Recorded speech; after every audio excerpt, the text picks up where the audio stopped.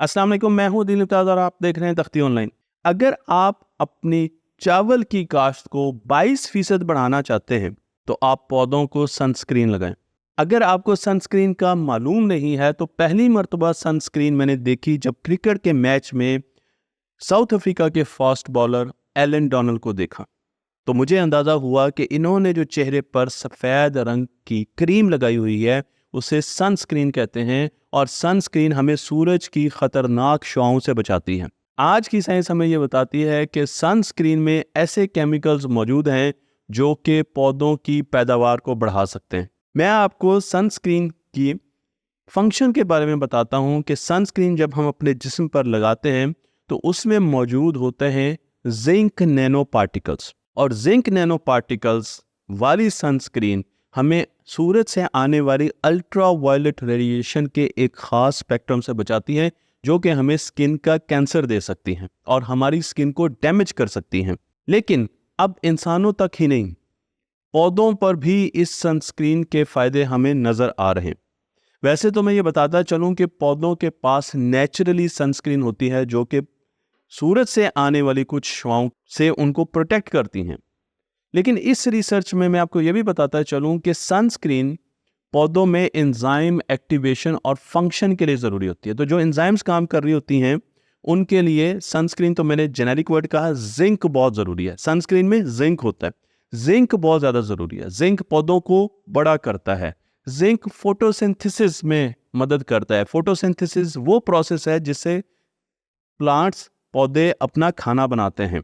Zinc पौधों को बीमारियों से बचाता है और उनकी जड़ों को बड़ा करता है, तो बीमारियों के खिलाफ उनमें ज़्यादा इम्यूनिटी लाता है। ये सारे काम जिंक करता है, और जिंक हमारी बड़ी बड़ी फर्टिलाइजर्स में मौजूद नहीं होता। तो अगर आप ये समझ रहे हैं कि आप यूरिया खाद डाल रहे हैं और उससे फसलों को जिंक मिल रहा है, तो ऐसी बात नहीं। यूरिया नाइट्रोजन बेस्ड फर्टिलाइजर होती है। इसका मतलब यह है कि वो पौधों को नाइट्रोजन देती है और उसके ज़रिए पौधे भी ग्रो करते हैं, बढ़ते हैं और उनकी ओवरऑल हेल्थ, सेहत अच्छी होती है।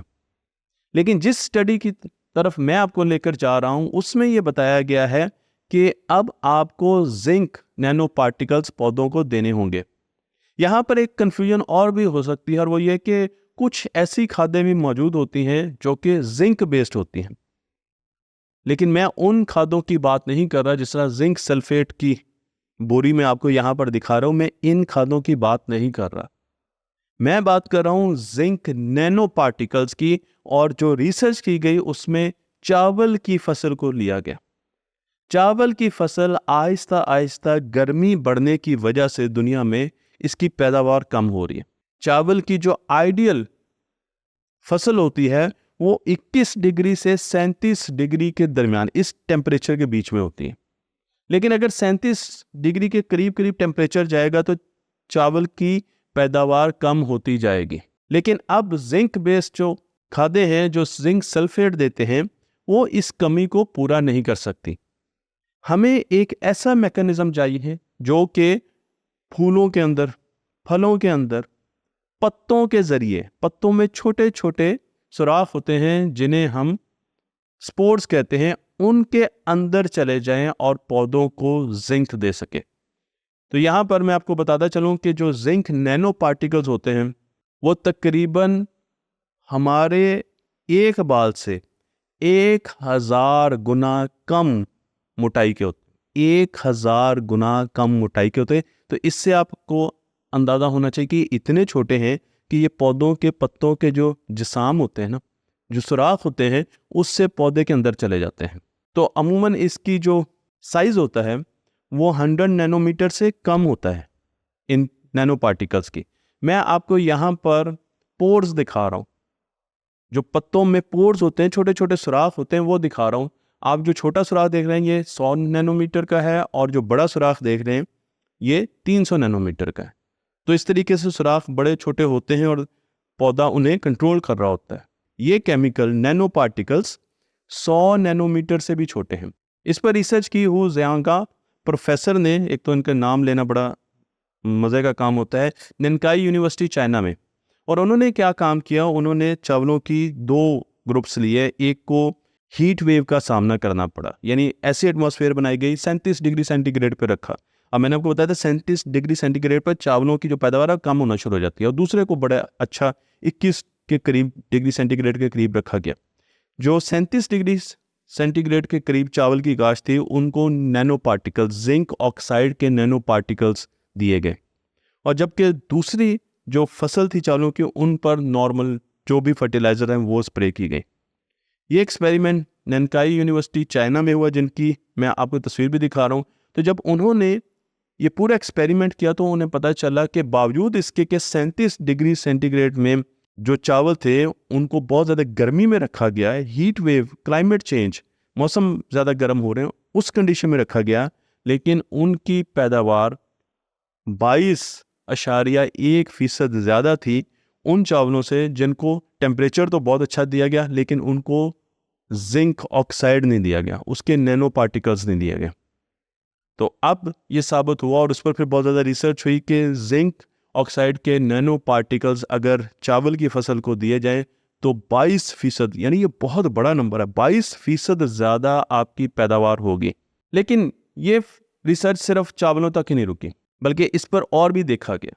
जब उन पत्तों का मुआयना किया गया तो हमें यह भी पता चला कि जिंक ऑक्साइड जब उन चावलों को दी गई तो उनके जो पत्ते थे उनमें ज़्यादा न्यूट्रिएंट्स मिले, उन्होंने ज़्यादा खाना बनाना शुरू कर दिया, फोटोसिंथेसिस बहुत ज़्यादा पावरफुल हो गई, एंजाइम्स पावरफुल हो गए, और उन चावलों को बीमारियां नहीं लगती थी। ये सारी चीज़ें जिंक ऑक्साइड की वजह से, जिंक नैनो पार्टिकल्स की वजह से थी। उनमें काफ़ी ज़्यादा चेंजेस आई, लेकिन एक ख़ास किस्म के मॉलिक्यूल से उन्होंने बचना शुरू कर दिया जिसे रिएक्टिव ऑक्सीजन कहते हैं। रिएक्टिव ऑक्सीजन एक ऐसा मॉलिक्यूल है ऑक्सीजन का जो कि बहुत ज़्यादा रिएक्टिव होता है, यानी वो रिएक्ट करता है। तो जब वो सेल के अंदर चला जाता है तो वो हर चीज़ के साथ रिएक्ट करना शुरू कर देता है, और उसकी वजह से डीएनए, आरएनए और प्रोटीन्स को डैमेज करना शुरू कर देता है, और ऐसा ऐसा वो सेल डेड हो जाता है। चावल की फसल को रिएक्टिव ऑक्सीजन से बहुत ज़्यादा खतरा होता है, लेकिन जब हमने नैनो पार्टिकल्स दिए जिंक के तो पता चला कि वो इस बीमारी को भी बड़े अच्छे तरीके से इससे दूर जा रहे थे। और उसके साथ साथ उनकी जो फाइलोस्फीयर था, जो माइक्रोब्स थे पत्तों पर, वो भी, उनकी भी तादाद बढ़ चुकी थी। उनमें फंगाई, बैक्टीरिया, एल्जी, ये सारी वो चीज़ें होती हैं जो हेल्प आउट करती हैं, पत्तों पर मौजूद होती हैं पौधे को ग्रो कराने में। तो उनकी जो कंसंट्रेशन थी वो भी बढ़ चुकी थी जब उन्होंने जिंक नैनो पार्टिकल्स दिए। मैं आपको यहाँ पर जिंक नैनो पार्टिकल का एक्टिव पाउडर दिखा रहा हूँ। ये वो पाउडर है जो कि मेरे ख्याल में अब मार्केट में बहुत जल्द आपको नज़र आएगा, और मार्केट में कई जगहों पर शायद आपको मिले भी। अब आपको चावल की काश्त करनी है तो इस पाउडर का इस्तेमाल ज़रूर करना होगा, लेकिन इसके साथ साथ सिर्फ चावल पर ही एक्सपेरिमेंट नहीं किया गया है, बल्कि अब तो इन एक्सपेरिमेंट्स को कद्दुओं पर भी किया गया है, और उसके अलावा मुख्तलिफ घास पर भी किया गया, और अल्फाल्फा एक घास की किस्म है, और उसके अलावा भी बहुत सी फसलों पर किया जा रहा है। और हमें ये पता चल रहा है कि जिंक नैनो पार्टिकल्स हमारी फसलों के लिए बहुत अच्छे हैं, क्योंकि क्लाइमेट चेंज की वजह से ऐसा ऐसा टेम्परेचर ज़्यादा जा रहे हैं, और जब टेम्परेचर ज़्यादा जाते हैं तो पौधों को खाना बनाने में मुश्किल होती है, फूड अच्छे तरीके से नहीं कर सकते, बीमारियां ज़्यादा आती हैं, और उससे बचने के लिए नैनो पार्टिकल्स जिंक के बहुत अच्छा सलूशन है, जो कि हमें अपने मुल्क में भी देखना चाहिए, और हमारे जो एग्रीकल्चर के थिंक टैंक्स हैं उनको भी इस रिसर्च पर गौर करना चाहिए। मुझे उम्मीद है कि ये वीडियो आपको पसंद आई होगी। तख्ती ऑनलाइन को लाइक कीजिए, शेयर कीजिए और इस फिल्म को दूसरों तक पहुंचा दीजिए।